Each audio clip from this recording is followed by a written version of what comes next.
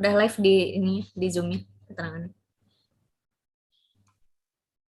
Tinggal di mute aja YouTube-nya ya. Ya. Oke, Mbak. Oke, udah ya. Sudah, Mbak. Nanti Ricky yang start ya. Rizky.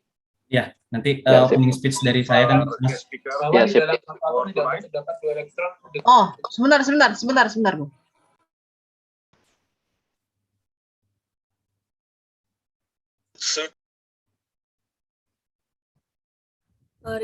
Rizky, Pak Wayan sama Vira dijadiin co-host aja. Oh ya.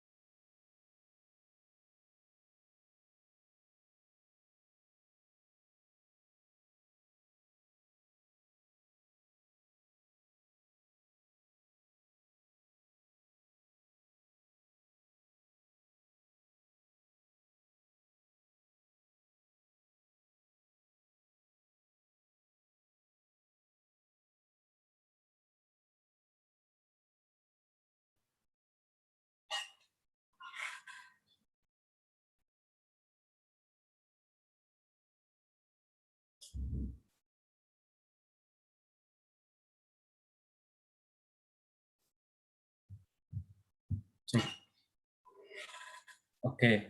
Good evening, everyone. Does my sound clear?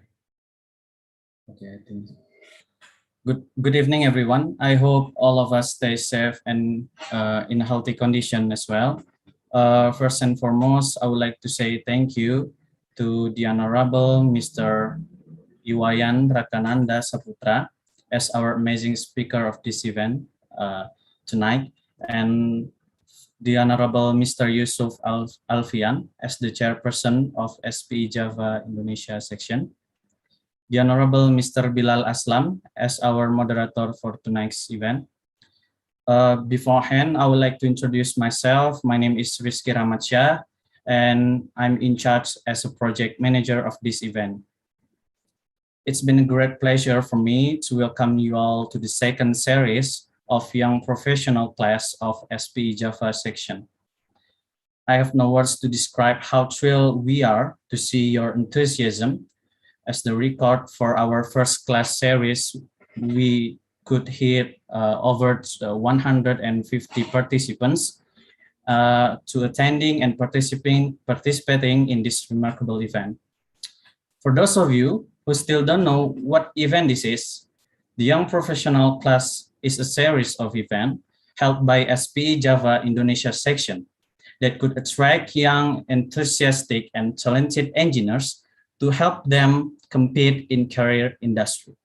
Since this is a serial event, so I would like to remind you all, make sure you join for the all upcoming series because we have another exciting and great topics to bring. Ladies and gentlemen, before we jump into the main session, we would like to give a brief explanation regarding the SPE membership. So for Mr. Caksananda Oriandi, time is yours.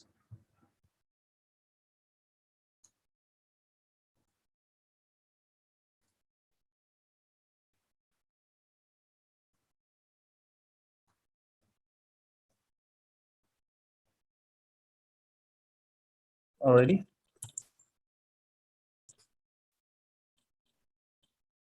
Do you hear my voice?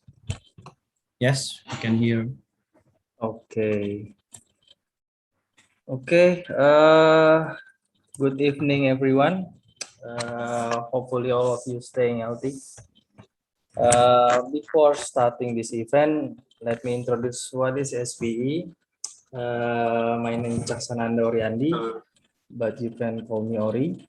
With my colleague Thomas Jamal Jr., we are from membership division of SPE Java section. Yeah. Next. SPE or Society Petroleum Engineer is a not-profit of professional associate who's more than 140 members in 145 countries are engaged in oil and gas exploration and production. SPE is a key resource for technical knowledge, providing opportunities to exchange information at in-person, an online event and training course, publication, and other resources. We will support professional in the oil and gas exploration and production industry, young professionals, of course, and students pursuing related degrees with many benefits and opportunity, such as you see the monitor, SPE online education. Most of SPE webinar are free to members and include live presentation, training course, and so on. And then Spe Connect. This is SPE SPE members can virtually communicate, exchange knowledge with others members around the world. And GPT or Journal Petroleum Technology. It's like a SPE bookstore about oil and gas, all about oil and gas. And One Petro, SPE professional membership give you 6 free SPE paper and annually, along with deeply pricing on SPE content found on onepetro.org. And of course, you can get discount if you are join conference, workshop, and course. And in particularly Java section, you will additional benefit like of course free for registration for SPE Java section for the whole years. Volunteers become for SPE Java events like this, become a mentor or request a mentor. And then SPE offer a scholarship for student member. This is annual program. Yeah. Next. SPE has two types of membership, professional and student. And if you are interested with us and want to get that benefits, you can register for 1 year membership. Special for student, your payment will be sponsored by Saffron and it's free. So what are you waiting for?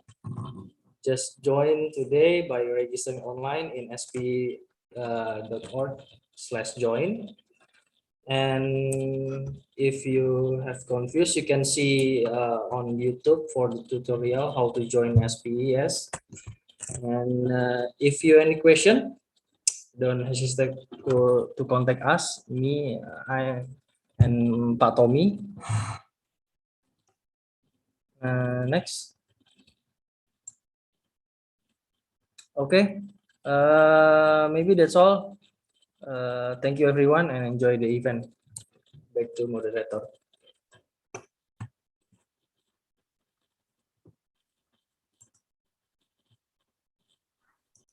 Okay, thank you, Mr. Ori, for the brief explanation of our SPE membership. Now we are heading to the main session that will be led by Mr. Bilal as the moderator and Ms. Fira as the co-moderator. But beforehand, just a kindly reminder, we would like to inform you that we still open the student volunteer program for participating as a person in charge of our upcoming events. So be prepared and stay alert to the information. Okay, without further ado, for Mr. Bilal and Ms. Fira, time is yours. Thank you, Rizky, and good evening, everyone. Hope you are all healthy. And my name is Bilal, and I will be your moderator tonight for this very interesting session.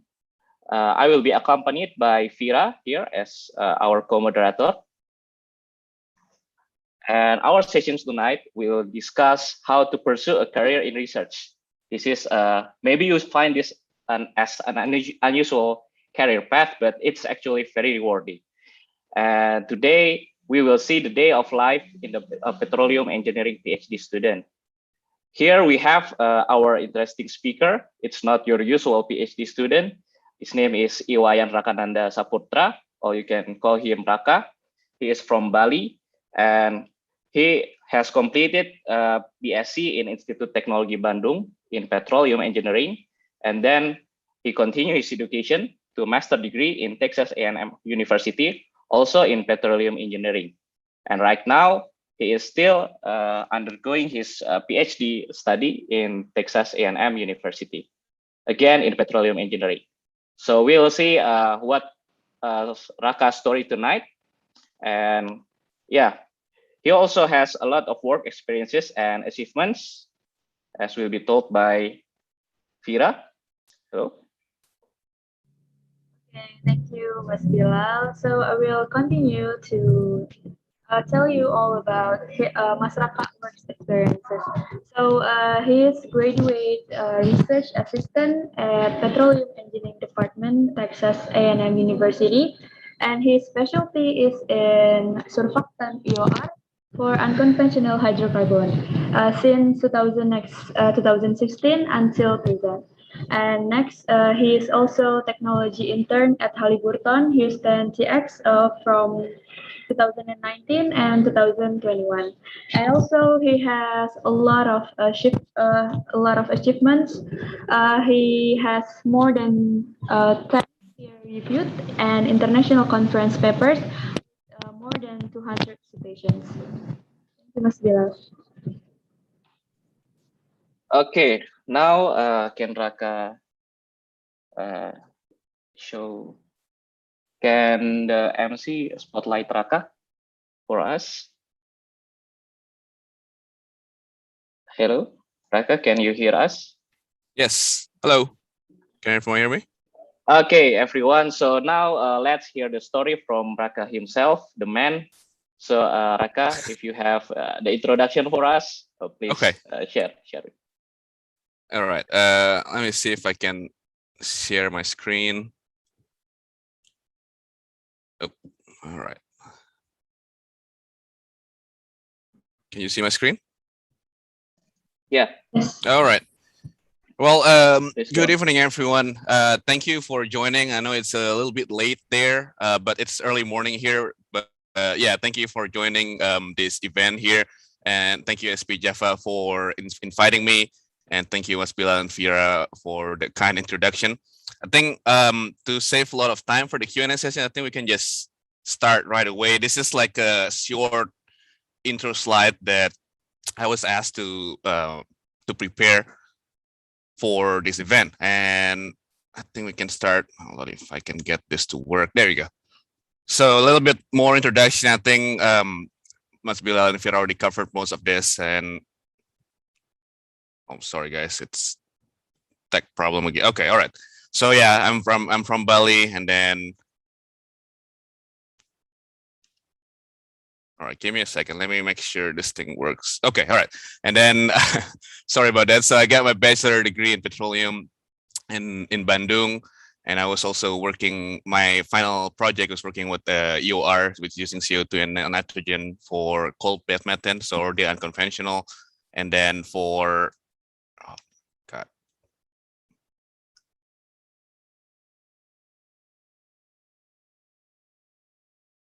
hold on, guys. All right,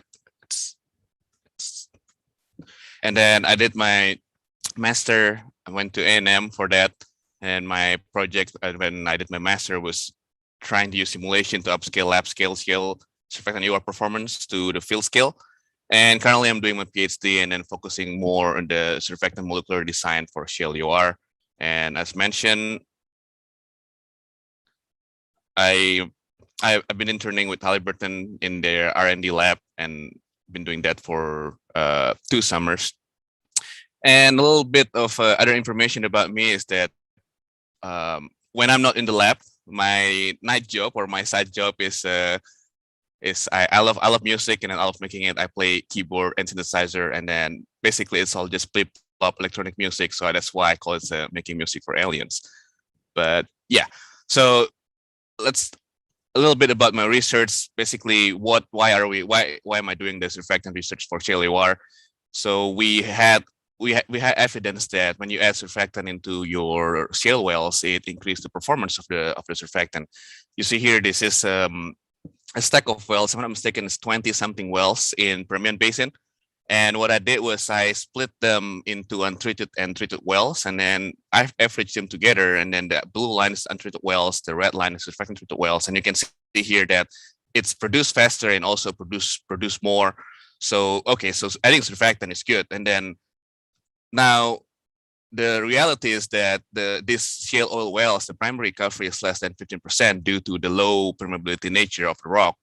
And currently, I think I actually counted all the wells in the U.S. There's about 150,000 shale oil well in the U.S. right now, and then most of them already passed their primary recovery, meaning that we're leaving 85% of oil downhole, meaning that a technology that could recover that oil could have a large potential economic return. And so that's why, and then adding surfactant, as we see here, could be a solution for that problem. And So what is surfactant doing in the reservoir? Surfactant is a really unique molecule because it has both hydrophilic and hydrophobic moiety in one molecule, and that also makes it a pretty sensitive molecule.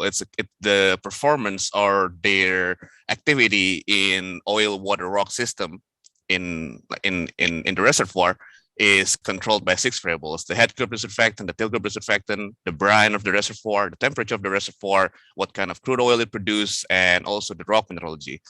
But when you have all these variables taken into account, and then basically take this as a balance with 6 variables.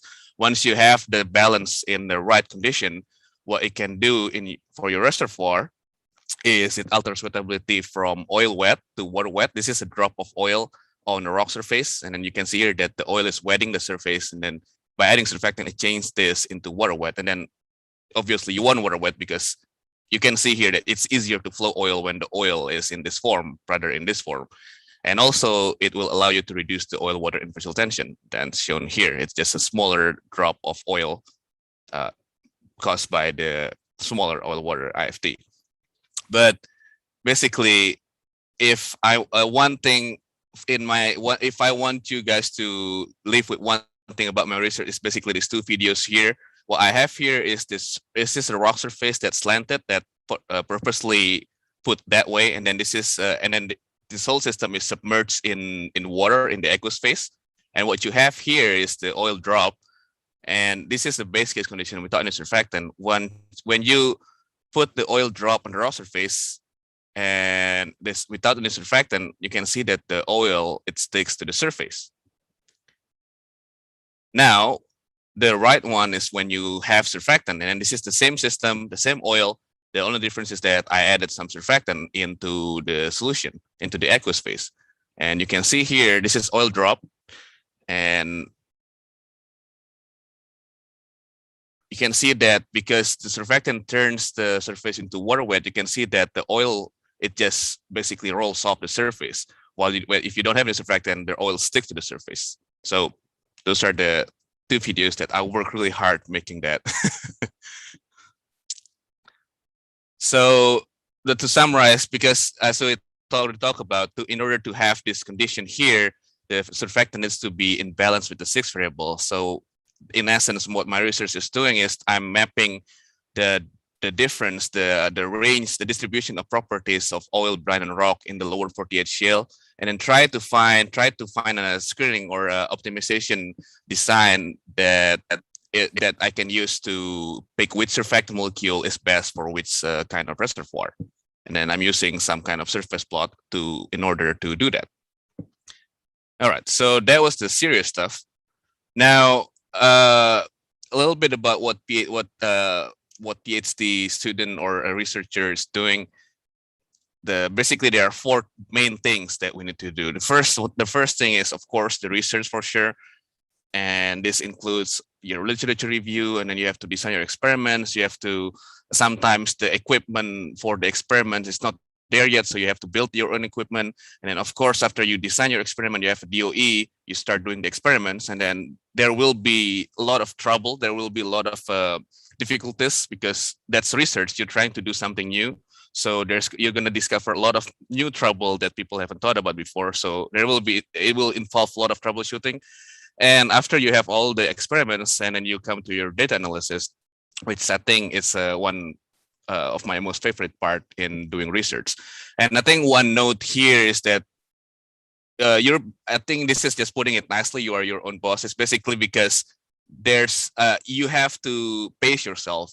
You don't have, well, I mean, your advisor could go like, okay, do this, this, and this, but most of the time it's all up to you. You need to, okay, you have to plan it for yourself in your 4 years of PhD. Okay, the first year I want to do this, the second year I want to do this. So you have to decide yourself on what to do during that period. And the next thing is also you'll be doing a lot of presenting. It's either to your PI or your advisor, and then to industry people, to visitor in the lab, because sometimes you have, not before COVID, we had a lot of visitors coming to the lab just because they want to do some project, but just in the early phase. So they're visiting the lab, trying to see what's what, and you'll be presenting a lot to them as well. And then also at a conference. And I think one main takeaway from presenting is don't do data dump. Try to tell a story and then use your data as the to support your story. And the third thing is you'll be you'll be doing a lot of writing, either a conference paper, technical paper, or writing a patent. But what I learned is that the first paper is the hardest, and I think for me, starting a paper from scratch is also the hardest. But once you get the ball rolling, it will be really easy. And also, because the first paper is the hardest, the more you do it, actually it gets easier at the time. And also your writing, you can actually feel it that your third or your fourth paper, your writing, it gets better. And the last one is sometimes the journal will ask you to review technical paper, and then this is a good opportunity to be on the other side to see, okay, if I'm going to be a reviewer looking at the paper, like what am I looking at, and like what I'm going to do with the paper. So it's a really nice experience there, also to learn what other people are doing. And in here, you need to be critical, but also you need to be courteous about it. Don't be mean. And also additional job description that involves in the life in the PhD life is conference, presenting, and you'll be doing a lot of mentoring, especially when new students are coming in and they're trying to use the whatever lab equipment you have. You need to teach them how to use it, and also it involves sometimes guiding them in their research. Okay, so you read these papers, or okay, if you want to do this experiment, maybe do this first, and then maybe also helping them in designing their DOE, their design of experiment. So there will be a lot of mentoring in there, especially when you're a PhD. You're also mentoring the master student and also the student worker that sometimes comes into lab. Another thing, but the most important thing is you have to have fun as well. So do travel, and then don't just do all work. And additional job description. Sometimes when your lab has like in my lab, we have a CAD scanner, and then it's pretty much open to all the students, all the researchers on campus from different engineering major as well. So we have a lot of different samples that we scan. But in petroleum program, we can use the CT scanner to extract the high density feature. Well, because shale is highly heterogeneous, sometimes it has a high or low. I mean, sometimes it has a low porosity region in there because of a microfracture. So sometimes you have some different, like a pyrite that's a high density, but also low porosity. With the CAD scanner, you can extract those feature and then trying to build a digital rock model that's really representative of a shale core block. But what you can also do is getting samples from other majors. So here I have some people from the, I think oceanography is her degree. But basically what they did was they went to Antarctica and then they core the seabed in Antarctica, and then they gave the core to us to scan to find the features. I've also scanned like an actual rabbit spine that they used to do some USG or something research. I've also tried scanning it's like a 3D printed building, and then they say it that they're going to try to use it in Mars, and then they used our CAD scanner to build a 3D model of the actual thing that they printed in order to do some simulation or modeling with it. And also scanning roads because they want to see if the road degrades over time, if there's a lot of holes in the road or something like that, without actually breaking the rock, and then we can use the CAD scanner to do that. Okay, well, after presenting that, I feel like it was a little bit all over the place, but I hope it's good enough to get this rolling. So yeah, Mas Bilal, I'm giving it back to you.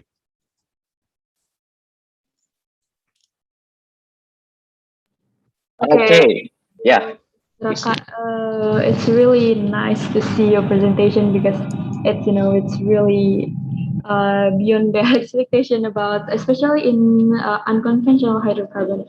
And so let me remind to all the participants, if you have any question, you can just type your question in the chat box, or if you want to ask directly to Mas Raka, you can just raise your hand. So, and then the moderator will let you know if you are permitted to ask directly to Mas Raka. And Mas Raka, I was really amazed to see that you have like more than 10 publications on your LinkedIn profile, and it's a specialty in EOR, right? In unconventional hydrocarbons. So I really curious about how did you first counter about that idea? Your first paper in EOR and unconventional hydrocarbon. Why did you choose EOR like that? Mhm. Well,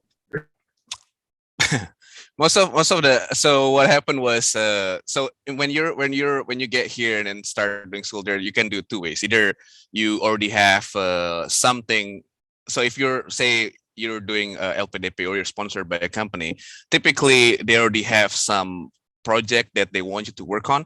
So when you come here, all you have to do is find a professor that is suitable with that kind of topic and then do research with him.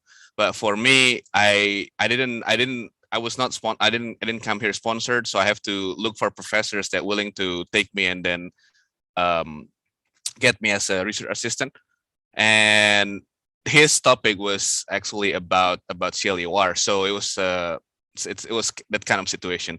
But also, I was actually also interested in shale EOR, and mostly because, like I said earlier, it's we're lifting a lot of oil down in the hole, and then there's got to be a way that we can recover that oil. And yeah, I think that's the main motivation. And then also I think it's pretty fun too. And what else?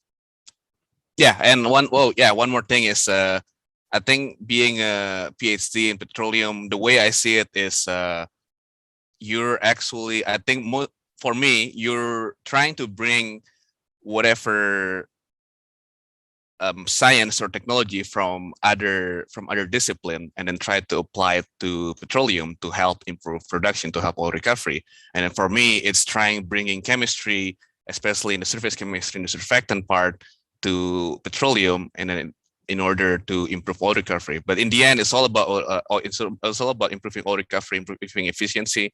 But when you're doing PhD and when you're doing research, most of the time what you have to do is trying to find something else outside of petroleum and trying to bring it into petroleum. So yeah.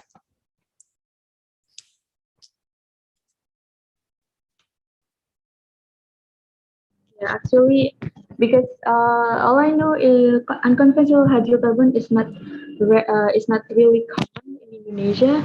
Mm-hmm. So when I see your publication is about AOR, is about unconventional, it's really great because it's not common in Indonesia, but in America or other country, Yeah.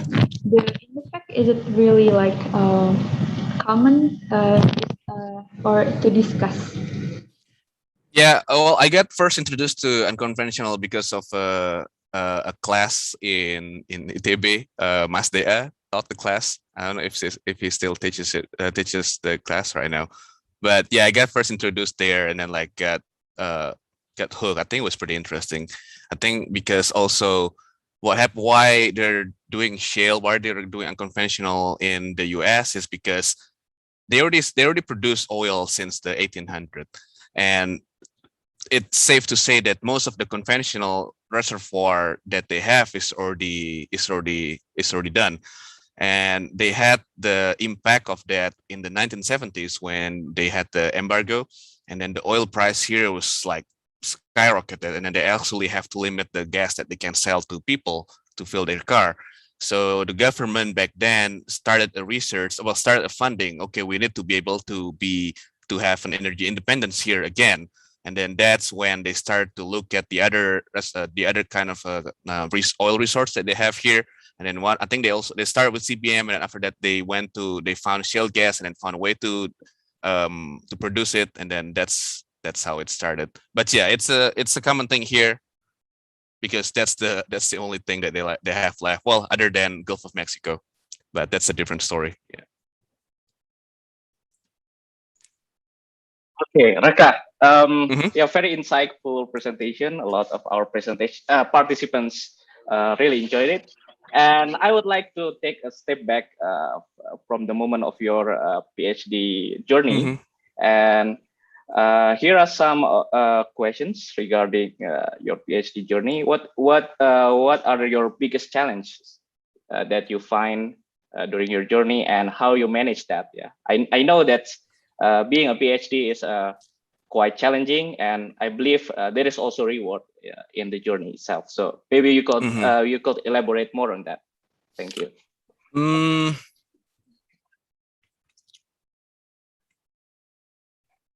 yeah, I think the biggest challenge is like you.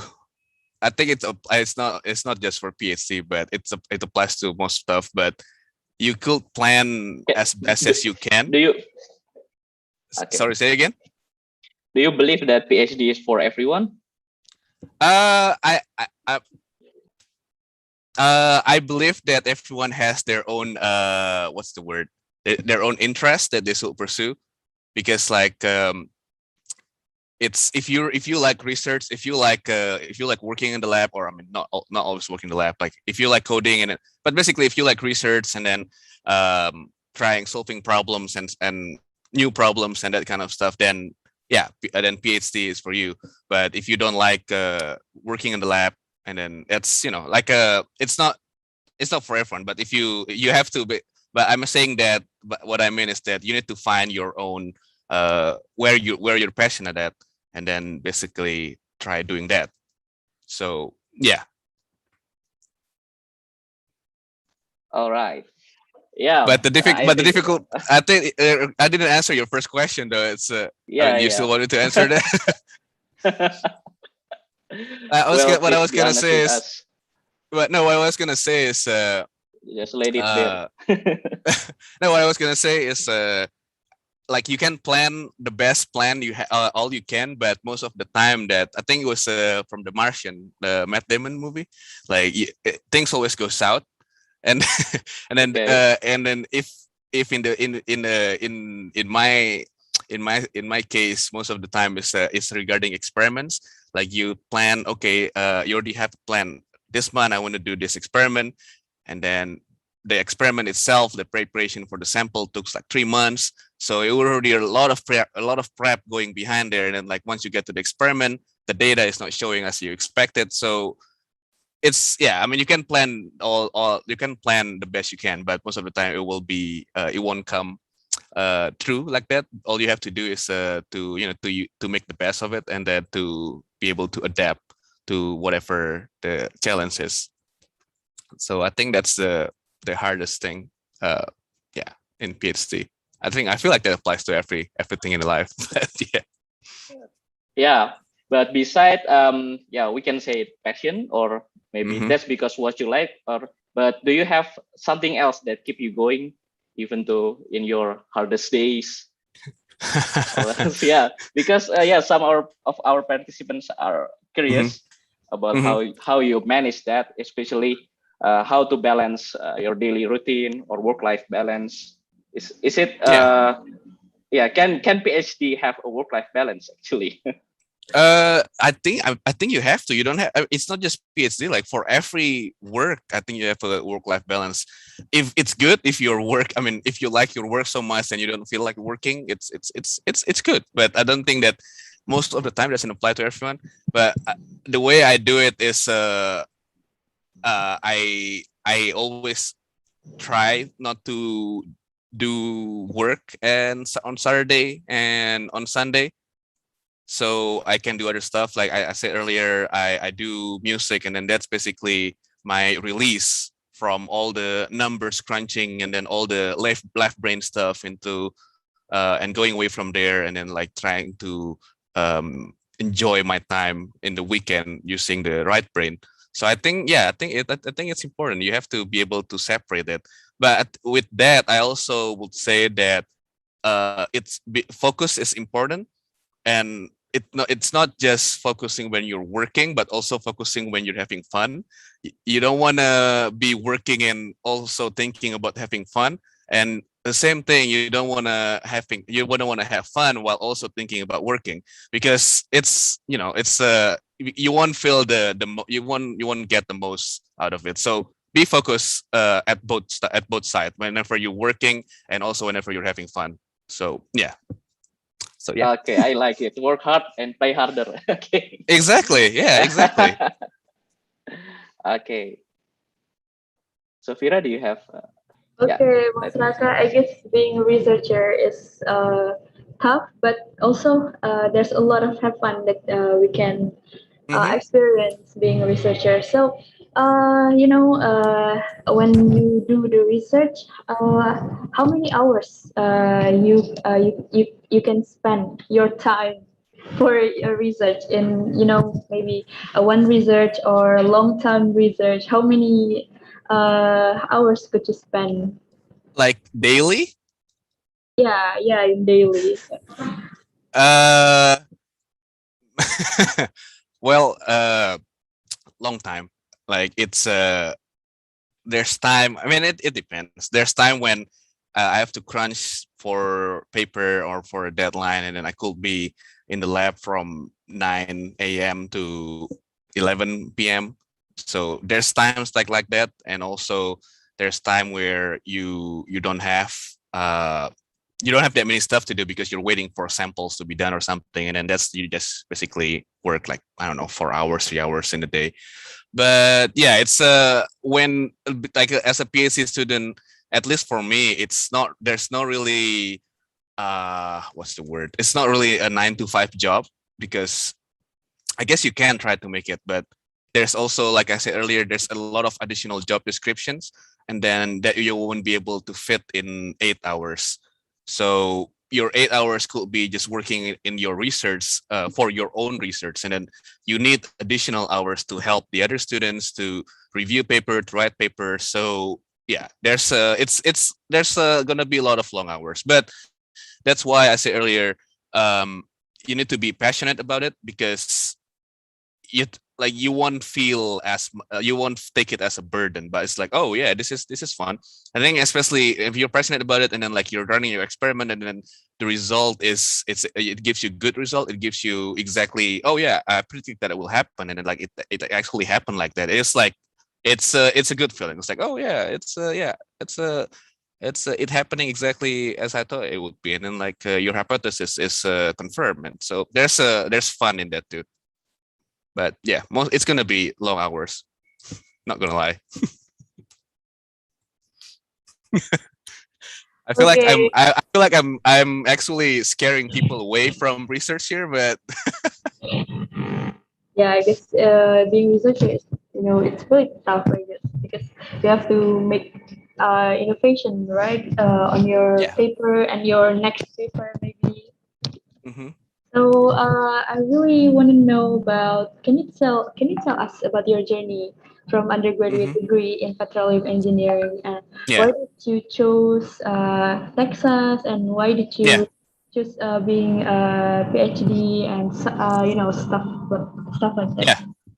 Uh, well, I'm not gonna polish it here as well, guys. So, so I did the bachelor, and so, well, I can start from way very beginning.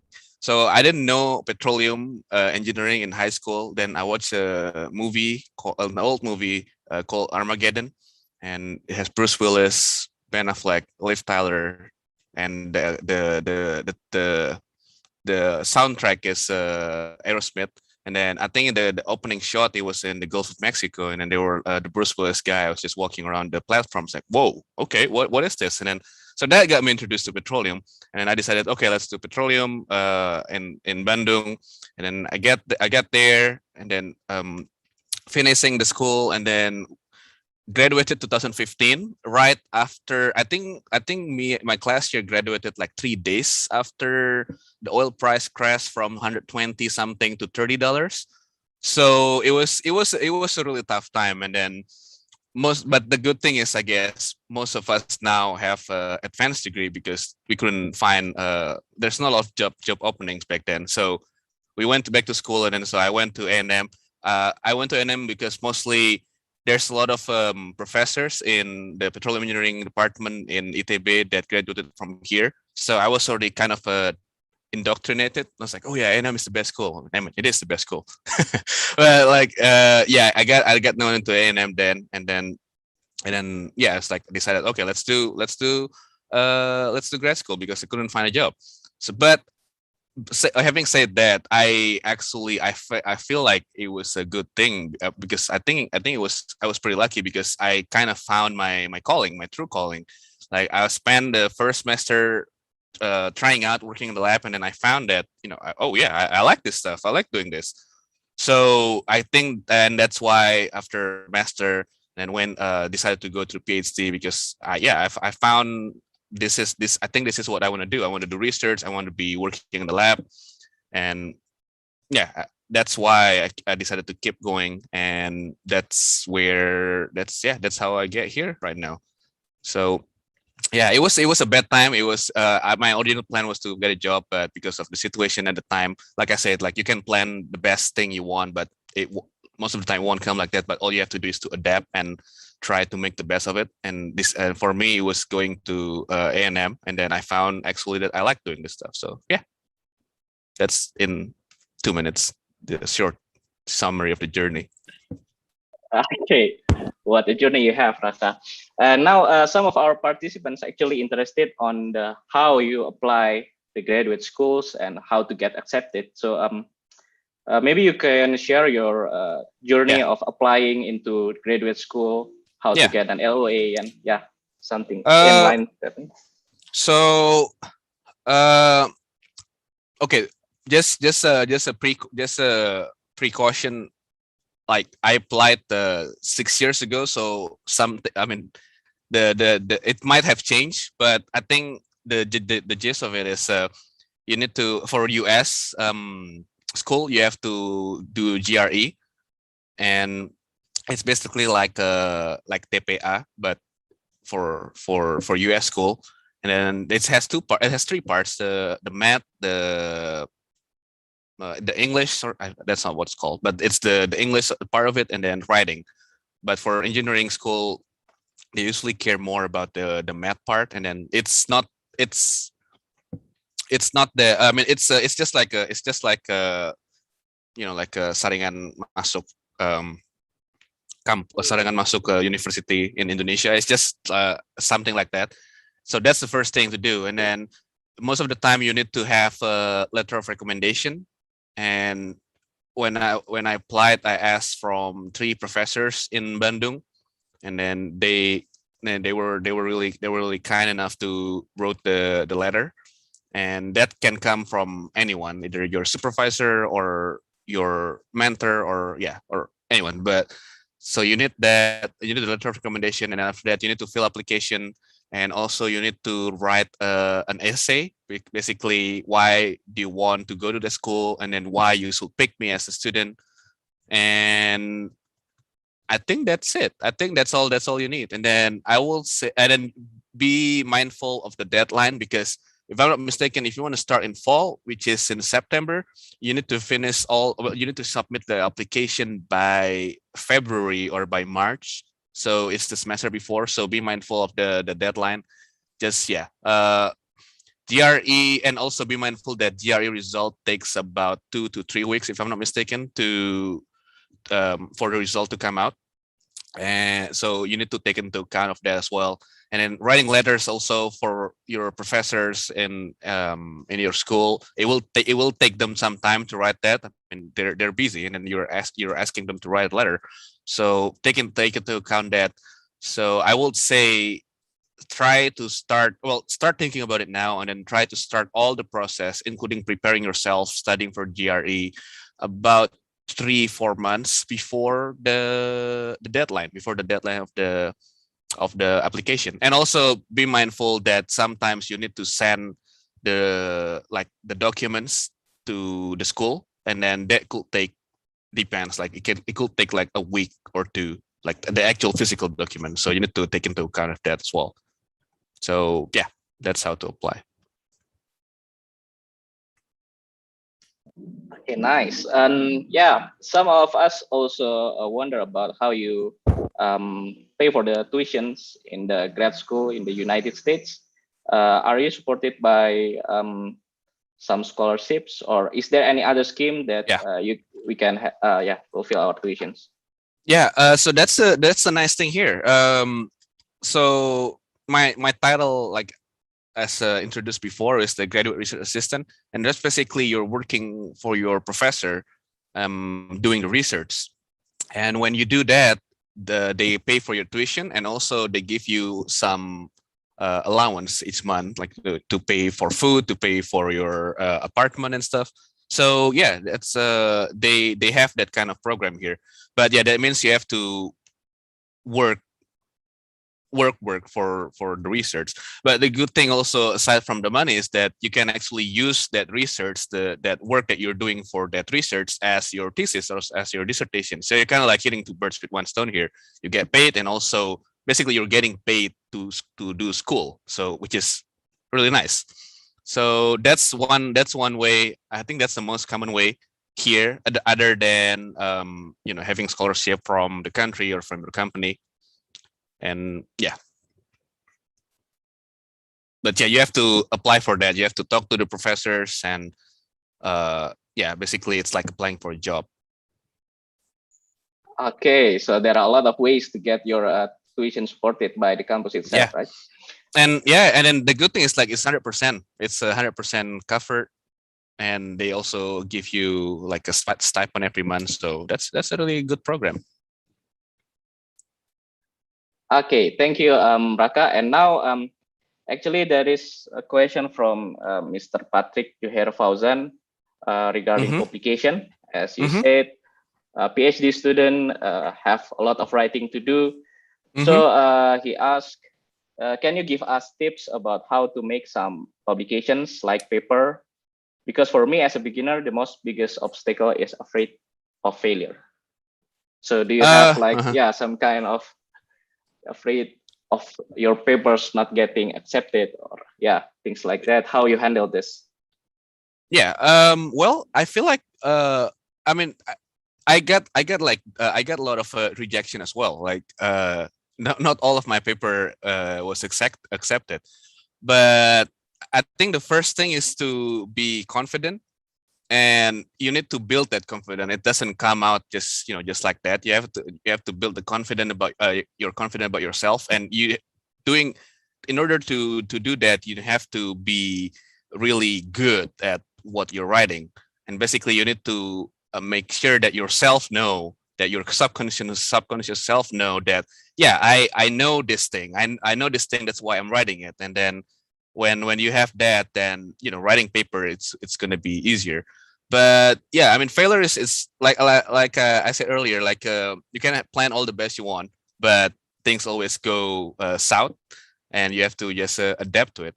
And so, but for writing papers, all you have to do is just start writing, and then just start sending it to conferences and to journal. If it doesn't get accepted, then okay, well, let's look at it again, and then see which way we can improve this, and then do that until it get accepted. So yeah, but the first thing is that you need to be confident. Like, if you're already have a fear of failure before you start it, then you won't start the paper itself. So yeah, be confident and just start writing it. And if it's not accepted, then it's not a big deal. Then we have like several hundred other publishers and journals and conference that you can apply, that you can submit your paper to. So yeah, I hope that helps. Okay, I guess it really helps because sometimes to start start papers. It's really hard because of the idea. Mm-hmm. The expectation is too high, but in the fact it's not really like what we expected. So it's kind of that makes especially students still afraid to start their papers. Mm-hmm. Yeah, I mean it's it gets better every day. Like unless you're a natural born writer, that your first paper won't be your best paper. But you need to get the first one in order to get the best paper. So yeah, just don't think too hard about it. And then I mean, of course, you need to do your due diligence. Make sure that you're writing the correct stuff. You're not making any mistake. But it's a process, and then it's a process of getting better, but you need to get that first thing, the first paper, get it rolling, and the next one, it's going to be better than the first one, the next one is going to be better than the second one. But yeah, you just need to get it started. Okay, so Mas Raka, there's a question from our participant from Yusuf Raditya. He asked, as most of our participants here are students, could you please share why did you decide to pursue master and PhD instead of working as professional? And also, what is your next plan after you graduate PhD? Yeah, basically, when my senior year, didn't really think about, well, junior year, I guess, like third year, I didn't really think about going to grad school. I was thinking of working, but then the oil price crash 2015 happened, and yeah, there were not really that many job open, so you have to adapt to it. Like, okay, what can we do here? I mean, you don't want to be jobless for a long time. So that's when I decided, okay, let's go back to school and do research. So it's never was my main objective, but after I got here, it's kind of is now, because I found that, okay, I like doing this. So yeah, that's the why. It was an adapting to a really difficult situation back then.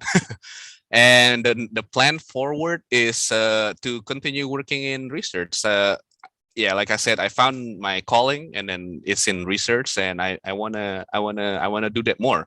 But and also and research in a company, not in school, because I did the math a couple of weeks ago. I've been in school since pre-K, so almost 20 something years nonstop. So it's time to get to the real world, and yeah, and then step away from school. But I want to work in research still, only in companies, in either operator or service company. But yeah.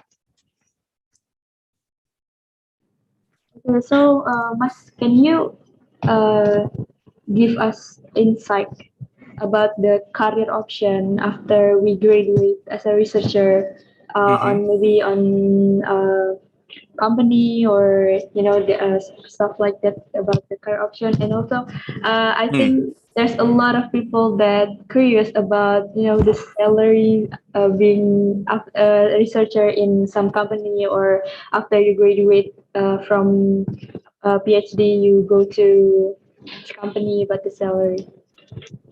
uh the career option after, oh, okay, so I'm gonna speak like for the US region, because I really am not familiar how it is in Indonesia. But most of the companies that is headquartered in US, like Halliburton, and then Chevron is also here, Exxon is also here. They have a research lab. They have an R&D division in the company, and then most of them are located here. So that's the career option that usually people, after they get their PhD, is to go work there in the R&D division of those company. So that's the most common career path for a PhD. The next thing is, of course, if you wanna go back to school to teach, that's also a career option there. being a professor. If teaching is your calling, then go do it. And another thing is no, I think that's mostly it. Either you work as in the R&D division of a surface or oil company, or you work at you go teach in a university. And I forgot what was the second question. Oh, the salary. I don't know. It's I don't know. I haven't got through that part yet, and I mean it's but typically for here at least your starting salary, it goes up as with your degree. So the typically generally don't quote me on this, but your master as a starting salary at the same company, it still be at the higher level than an undergrad, and then PhD highest level on those two. But I think they have to take also into account experience. If you're undergrad but you have like 10 years of experience, then you move to another company, of course your pay is going to be higher than a fresh graduate PhD. So yeah, that's all I can say, because I don't really know. It will be good, but I don't know. Okay, maybe if you PhD, maybe you can share us about the salary. Yeah, well, oh yeah, I mean on that note, yeah, I mean if you guys have I mean the participant have more question or something, just add me on my LinkedIn, and then I don't really check the message on LinkedIn that often, but now that I already said that, then I probably will check it more. But yeah, add me on LinkedIn, and then like if you have any more question outside of this event, then yeah, what you're welcome to do so. But yeah, go ahead, guys. Okay, so let me remind you guys, please stick to the end of the event, because there will be a feedback form that you can use to claim the certificate, and also as a feedback to SPE for the next young professional. So I will back to Mas Dila. Okay, Raka, here we see that other than publication, you have also a US patents. That is a Mhm. very, very great achievements, I think. And yeah, some of us also curious, how do you Mhm. get patents Yeah. for your work? And yeah, the process, and what is actually the reward after you get the patent? As we know that you get royalty or something. So maybe you can Yeah. shed light on that. So for patents, it's so the patent that I have was applied. I mean, we applied when it was when I was in Halliburton, when I was interning in Halliburton, and it was part of my project. And in most company, they have a legal team, like a literal team, like multiple lawyers that help you, that help guide you through how to apply for a patent, and like how to change the language into a legal language and that kind of stuff. So, and in most company they do, and in most school they also have that. They have some law firm that has some pro bono case, that's willing to do some pro bono case, helping the university people to apply for patent. So once you get here and then you have an idea, then it's they will help you, because it's also a good thing for them. It's a good thing from school to have a patent. It's a good thing from company to have a patent. So they have that facility. And but the main thing is that in order to file a patent, you need to be able to find the area that, I mean, because there's probably, I mean, there's already a lot of patent in oil and gas. Now you have to find the area between those patents that where you can put your patent in there, and then that requires legislature review, and then also the legal team will advise you on that. And but yeah, finding the idea is the first big step. And what comes with that is that I think for me first, it just like you say, it looks pretty cool. Like, oh yeah, I have a US patent. It's like woohoo. But but that's the main motivation when I had that first. But regarding like whether you get paid or not, that depends. So the patent is only applicable. I mean, it only pays you money if someone is using that patent, someone is using your method that you patented, and that's when you get paid with money. But if no one is using it, then no one's gonna pay for it. But the good thing is that if you apply school and apply to a university, apply to your company, they will pay for like the money for the fees and all the legal fees that that attach to it in for the patent. So you're basically not getting, you're not paying anything to make that patent. Okay, nice to know that yeah, as a researcher you could basically have some kind of assets, yeah, that is in form of a patent. So kindly reminder for all the participants, if you want to ask Raka directly, you can use the raise hand features, or you can type in your questions in the chat box. Okay, Raka, now actually this is my personal questions actually. Okay. I'm wondering about the situations out there in the United States, especially for the oil and gas industry, as we know that the oil and gas industry are facing more and more pressures on the environmental side and the sustainability side. And as a researcher, how do you look into these issues, and do you have like some kind of outlook in what will happen in 5 years, what research that need to be prioritized, and the current state of those research? I think it will be very interesting to discuss. I mean, you're completely right there. It's we're facing I won't say it's an issue, it's a shift. And at least here, everything is driven by economy, right? And it's being it's everything is driven by economy. And then we've been seeing a lot of a push, because most of the oil company here are public company. So we've been seeing a lot of push from the investor side of those companies, that asking them to to go more green, or to reduce emission or something like that. And actually some investor actually had the power to sit on the board of directors, and then like to push the companies moving into a more greener side. And that could be a good thing, I mean, for a researcher, because some, like Oxy, that it's a pretty big company, and then they're actually doing, and then they I mean, before they already had a lot of CO2 EOR plan, I mean CO2 EOR in their field.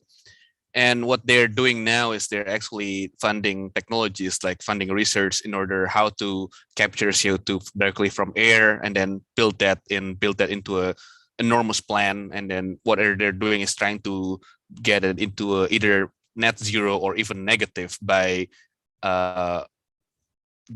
injecting CO2 that they captured from the air to cover for the CO2 that they're emitting from their well. So, and then that's the area of research for itself. So I feel like for research, and also I'm biased because I mostly EOR, and I feel like EOR research could be funded more, because that could be a way for the companies to fulfill the request from the investor in order to go greener. And then what they can do is like, okay, we need to find how to inject CO2, or how to inject the methane that they usually flare into, how to produce more oil with that.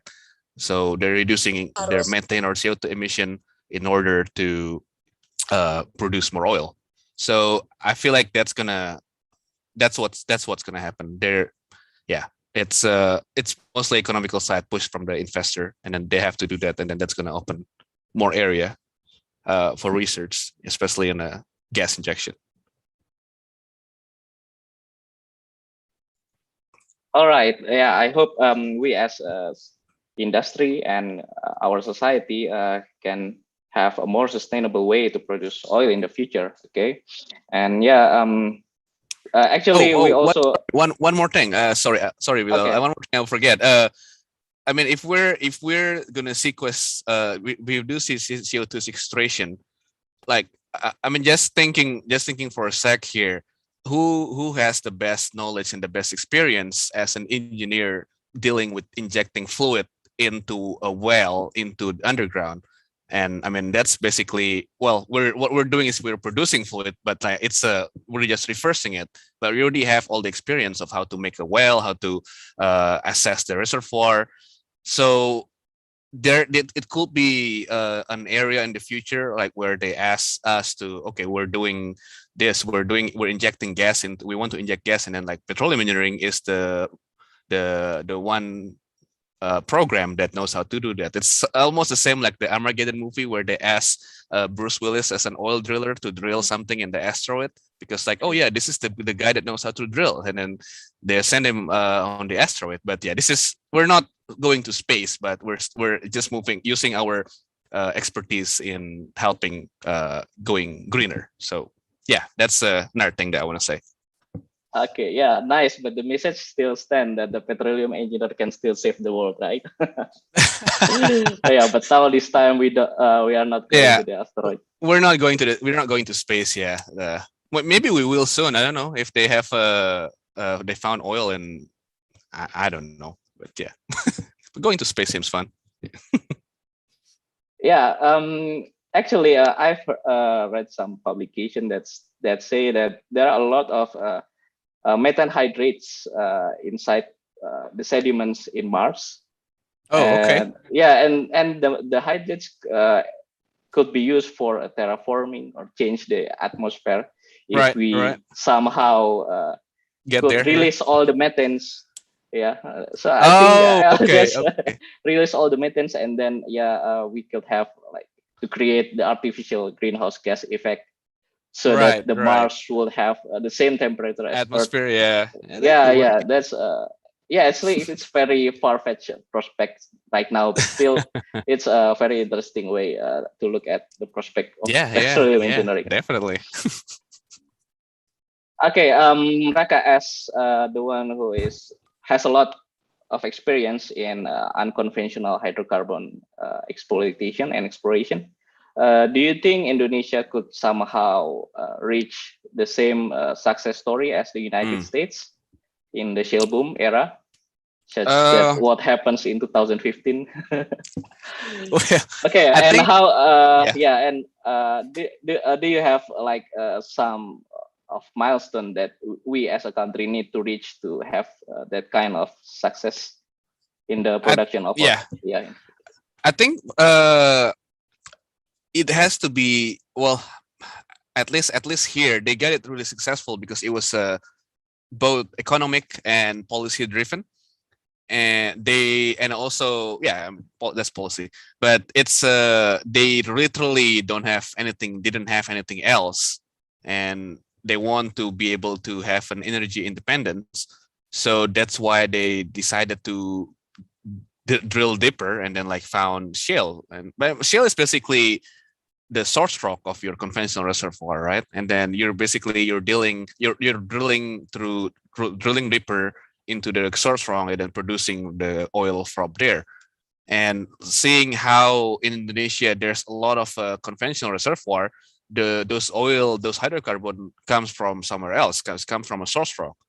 So the resources is there, but I think in order to move there, like just for an extreme point of view, we need to finish all of the conventional first, because I don't know if you remember, Bilal Masdea used to show us the triangle, the pyramid of a resource. At the whole ditch triangle. Yeah. So I think that really makes sense, because you want to get the lowest hanging fruit first. You want to grab all the easiest hydrocarbon you can produce first. Then, economically driven and policy driven, you go to the harder one, which is shale, and you go to the harder one. I think what was the last one? Gas hydrate, I think, if I'm not mistaken. So yeah, I mean, I think the resource is there because we have a lot of conventional reservoir already. But it's just like how are we going to get there? It's if we run out of the conventional, and then we need to be able to produce ourselves so that we can be energy independence, just like what they did here. That's one way to do it. And another way to do it is like actually have policy pushing the company to explore there. And then that's what they did as well. What they did here was they give a tax incentive to companies that was initially looking at shale as unconventional, and so that's going to be done in Indonesia as well. But I think one of the main thing that they have here that we need to catch up in Indonesia is the infrastructure, because when you're producing this well, you're doing a massive hydraulic fracturing. We're talking about millions of gallons of water, millions of pounds of sand and chemicals, and it's just a huge logistic problem. I won't say problem. It was a huge logistic process. And here they have like highways and networks of highways, and that trucks can actually drive on it for like 60 miles an hour or something. So and we need to have that in Indonesia as well, like a infrastructure that's support that, like either railways or either highways and all that kind of stuff, in order to support the logistic needs of producing an unconventional hydrocarbon. So yeah, there you go. It needs to be economic driven, policy driven, and also we need to push the infrastructure in order to support the huge logistic needs for shale oil well.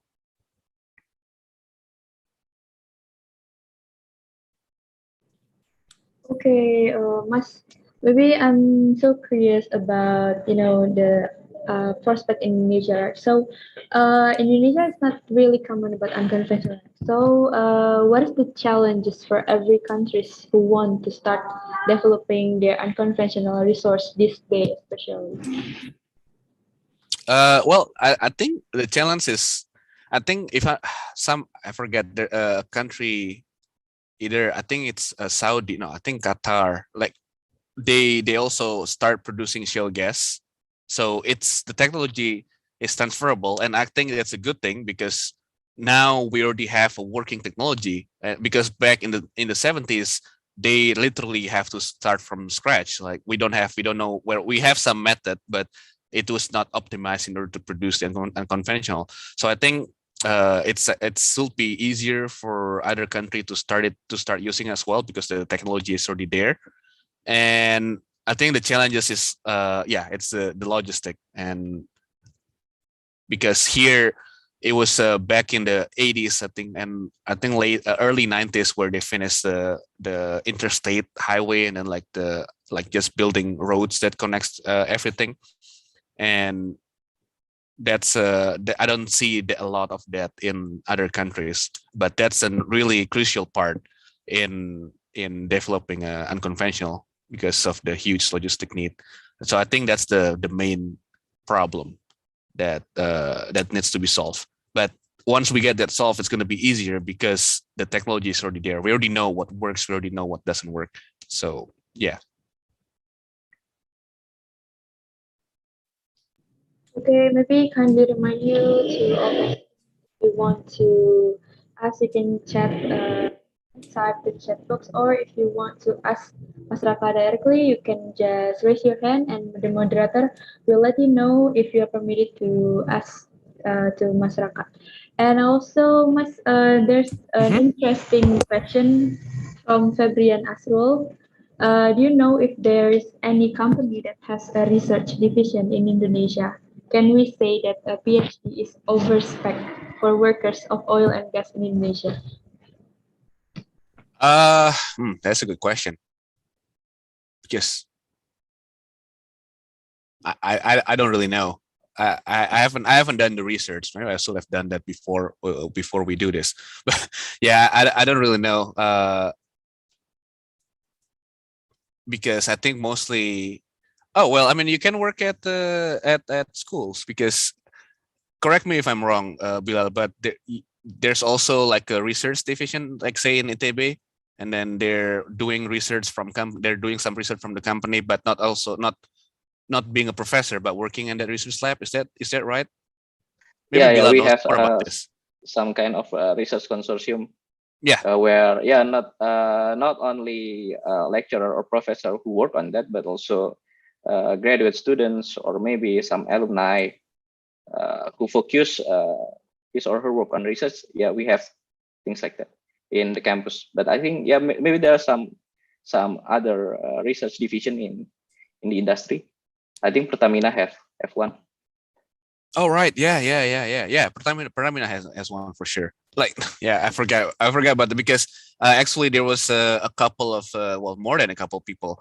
Like Pertamina had a program of sending their employee here to A&M to get master and PhD, and then I think that was 6 years ago or something. But most of them already went back to Pertamina to work in the research center. I forget what's called. Do you know what's called, Lel? The Pertamina Research Center? I think it has a name. Um, yeah, actually, if I'm not mistaken, it's called Pertamina Research and Technology Center, Pertamina RTC. Yeah, I think that's what it's called. Yeah. So yeah, there you go. Yeah, Pertamina has an yeah, and they employed PhD. Yeah. And as a leader for like in manager level for their research division. Oh wow. Okay. So there you go. Yeah. So there's a career option in Indonesia. Yeah. I should have asked. I should have researched that before, but I did not. But yeah. Yeah, but I think we need. I think that's. Do you find added value for a researcher who work in the company? How do you believe that a researcher can add some values in the company itself, based on your perspective? Could you give some examples, things like that? Yeah. I think like at least this is for me at least. Like when you research in petroleum, you're looking to. I think I said it before. Like you're looking to apply some science and technology from other discipline, from other engineering, and apply it to petroleum, and that's an added value right there. I mean, of course, your mindset is producing oil, and as a petroleum engineer, how oil is produced down the hole, how well. I mean, the petroleum part of it, the business as usual part of the petroleum. Now you need to find something outside, or either start a new idea, but you find something outside and then try to find which one works in which one can be applied to petroleum to improve recovery. Like I think the latest from EOR side is people are moving to nanoparticles, and then I'm not familiar with the mechanism, but I believe it was applied. It was first. I mean, it's not new. It's not something that petroleum engineering found. It was at other discipline, and then they tried. Oh, hey, let's add that to our core plug and then see what happened. And then they found that it improved oil recovery. And then I think we already had some of pilot tests in the field injecting in the well, and then some of them they saw a pretty good response. It improved the recovery of the oil. So that's one example of like a real life example of applying something from outside of the petroleum engineering discipline into petroleum engineering to improve oil recovery. But I think at the end of the day, our job is to produce oil, right? And then if we can find a new way that improve oil recovery in an economic way, economically and also safely, then that's an added value by itself. Like we have a new method that we can use to improve, to get more oil out of the ground. So yeah.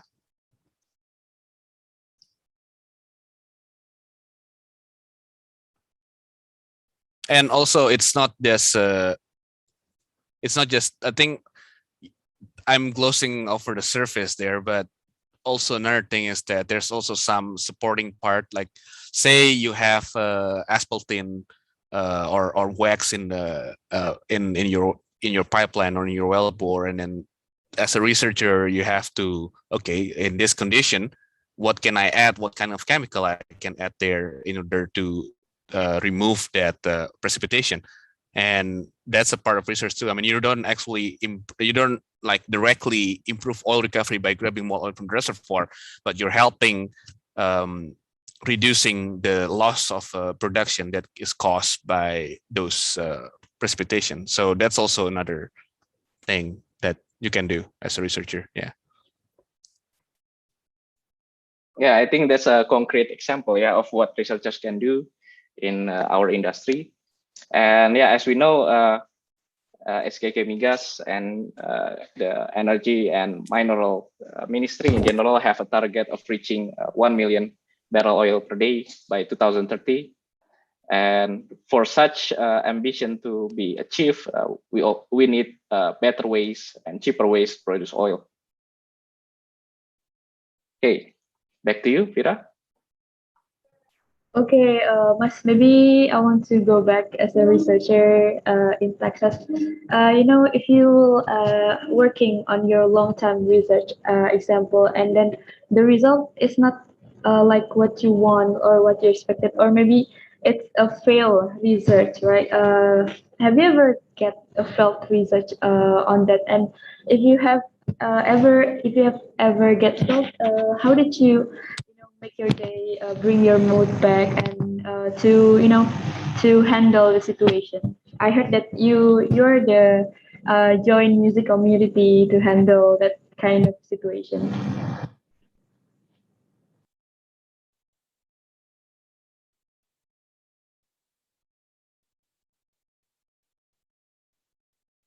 Sorry, Mas. Sorry, Uh, sorry. Can you hear me now? yes. Yeah, sorry. I said, yeah, failure happens and it brings your mood down. And I think like you said, you need to be able to bring yourself back. And yeah, one way to do that is so most of the time what happens is that, you're putting yourself 100% on that particular project, 100%, and then like for a month or so or more. And then like, because of a deadline or something. And then after that it failed. And then most of the time, often what you end up doing is just to get on it more, and then like to now you put 200% into that project. But I feel like what I found is that you need to remove yourself from that process once in a while. I mean, if you know it's okay, it already failed, then you take like a day off or something, and then like, so you don't push yourself into that, in like facing that problem. Take a day off, do something fun, do something that makes you forget about it. And then so once you come back, you're bringing a fresh mind there. You're bringing like your brain is not tired anymore, your mind is not tired anymore. And that's what I found has been helpful, is to have a release on something else, and then go back to the problem, and you can try solving it again. But like you said earlier, it's like for me it's music. And then like whenever I have problem, I just go home and then play some music, and then uh, go back at it again the next day. And yeah, it has been helpful. But yeah, it's important to have something else to have a release. Either, I mean, it's for me music. I mean, for you maybe it can be travel or just eating good food, because usually eating good food brings your mood back again. So yeah. Okay, so maybe we have to like doing the fun stuff to get rid of Yeah. our depression after failed Yeah. Yeah, research, and right? then make sure, I think the key also is make sure when you do the fun stuff, you don't think about the failure, because it's I mean, if you still think about it, then it's gonna be the same. It won't refresh you. But make sure you focus on your uh stress releasing process. Then after that, you go back again to the problem. Okay, so maybe, do you have any message or lesson learned for aspiring researcher from young professional or students here and out there, in your point of view? Okay. Yeah, I think first is yeah, I mean, like, I think we already covered this, but I just want to re-emphasize that you can, I mean, you have, yeah, plan for your life, like plan the best as you can for your life. Okay, I want to do this and this, and then, but be mindful that those plan, it sometimes it doesn't work. And you don't have to feel down about it, you don't have to be depressed about it, because that happens, and then that happens to everyone. And what you have to do is how to adapt to those changes, and then how to, I think the word they use is sometimes life throws a curveball at you, and like how you have to learn on how to handle that and then make the best out of it. And that happened to me in 2015, and then like what I thought it was actually a bad thing was actually turned out to be a good thing, because I found something that I actually like. And the second thing is yeah, find something that you're passionate about and try doing that. I mean, it doesn't work with everyone. I feel like it's something that a cliche that people say, but it's always nice to find joy in something that you work on, and because that helps with the working in a good mood is good. And the third one is well, actually it's about the research.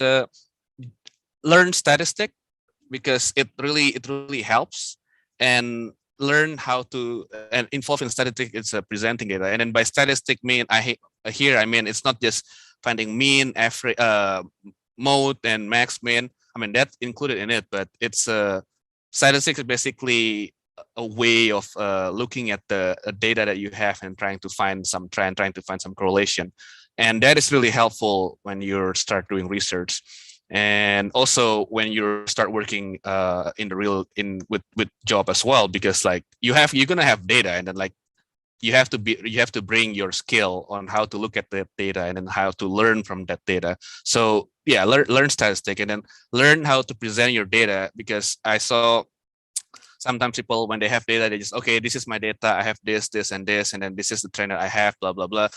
That's when that's not, that's you can present that, but I feel like the better way to present is like, okay, what I found is that this this does this to this, and then like based on we're seeing that on this data right here. So try to be a storyteller, and yeah, and public speaking, because it helps. Even as a researcher, you're gonna do a lot of presentation, and then it's having a public speaking skill and being confident about when you speak in public. That really helps, because in my experience, when your professor sees you that like, okay, you're his cool with public with speaking in public, with presenting, he will ask you more and more. But whenever they have a visitor to the lab, and then that's just another networking, a chance, because those people from the company, from the industry, now they see you present, already present, and like now you can talk to each other and build your connection in the industry. And then like how that could help you progressing from when you're done with your PhD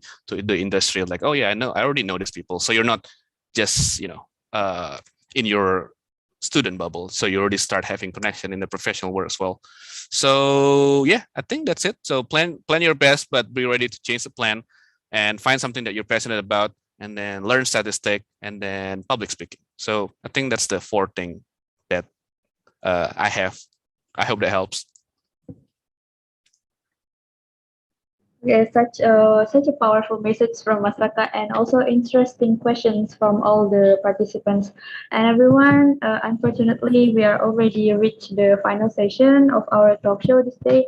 And if I can sum up all the talk show here, that as a researcher, we must build our confidence at first, because to start writing is full of confidence, and also the research, and let the gut do the rest.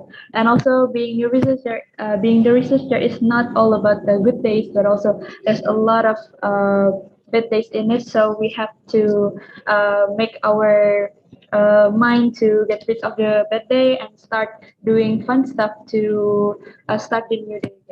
So we have to keep innovative to make our research being innovative, and also can make benefit for all of us. Thank you. Back to Mas Bella.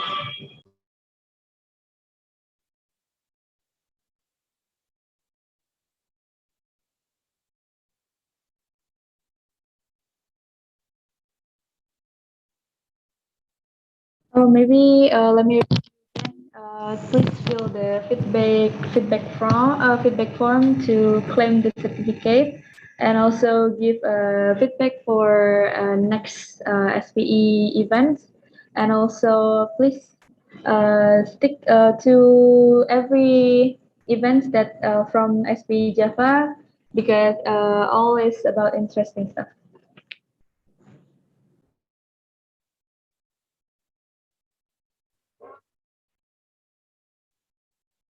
Okay, I think I will get the control from here. So beforehand, I would like to say thank you so much for Mr. Raka. Thank you, Mr. Raka, Mas Raka, for sharing your amazing experience and also some insightful knowledge. We already know it was such a fruitful discussion from our speaker and our moderator and co-moderator tonight. And also there are some great motivations from our beloved speaker, especially for fresh graduate students who still confused, who want to decide the afterlife of graduation. So to appreciate your willingness for become our speaker tonight, Mr. Raka, here we give you a certificate of appreciation. And I would like to say maybe we get some documentation here. So for Mbak Fanya as a PIC of documentation, I would like to take a screenshot to give you the certificate. So for Mr. Raka, give your best pose. Yeah. I think we can hear your voice, Mr. Raka. Oh yes. Yeah. Well, thank you. Thank you for inviting. I hope I hope it helps. And I mean, let me know when you're done with photo. Yes. Okay. For Mbak Fanya, on three of the count. Okay. So 3, 2, 1. Okay. Thank you, Mr. Raka. Once again, we do hope you. Yeah, Mbak Fanya. Can we repeat one? Okay. Yeah. Okay. Oh, Once okay. again, yeah, Mr. Raka. Okay. No worries. Okay.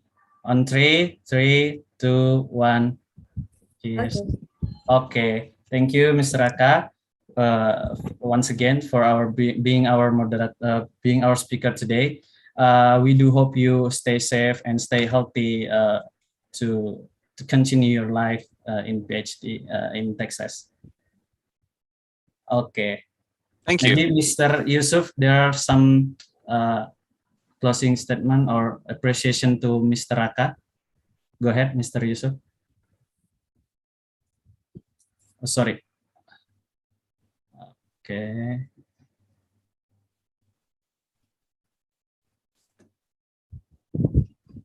Yes, you can unmute now. Okay, thank you, Mas Rizky, for your time. Thank you very much, Raka, for your time, for sharing with us your experience in PhD and master degree. I think it was a very interesting topic that we need to share to our student members, especially. I hope it will inspire most of us to pursue master and PhD degree. Sometimes in the next following years, for those students who are planning to graduate this year or next year, we hope you all the best, and thank you, Raka, for sharing with us. I hope I hope you always be in a good condition, and I hope we can meet you in person sometimes next year or next 2 years. So it was really nice session actually. Thank you very much, Raka, and all of the committee.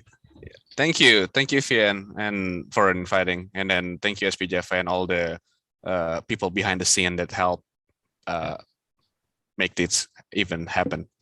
And thank you for everyone for listening. Okay, thank you, Mr. Raka. So for next, we have a token of appreciation for our moderators.